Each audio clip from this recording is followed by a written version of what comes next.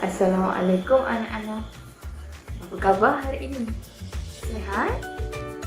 Okey, sebelum kita mulakan belajar, kita baca doa dulu, boleh? Okey, adah tangan semua. Allahumma aftah alaina hikmataka wa isyur alaina min khazaini rahmatika ya arhamar rahimin. Amin. Okey, jom kita mulakan. Okey anak-anak, hari ini kita akan belajar subjek English bagi 5 tahun, huruf H, I. Jom kita mulakan.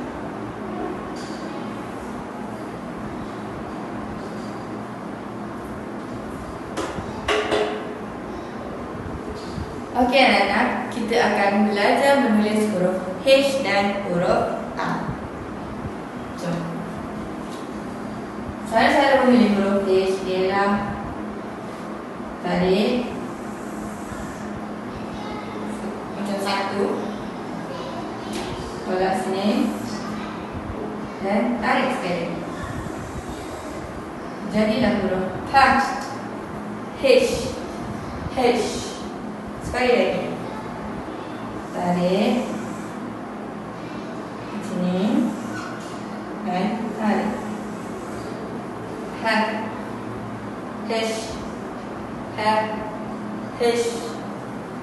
Seterusnya huruf I. Tarik sini satu,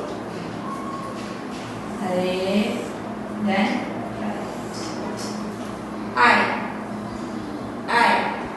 Sekali lagi. Tarik sini dan tarik sini. I. Boleh? Okey. Contoh perkataan bagi huruf H untuk head.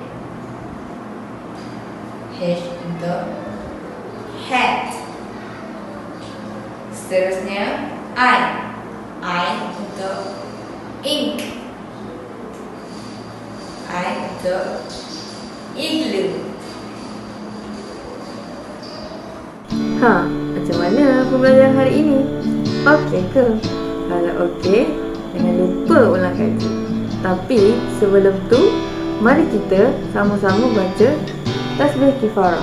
Subhanakallahumma wa bihamdika asyhadu an la ilaha illa anta astaghfiruka wa atubu ilaik. Bye. Assalamualaikum.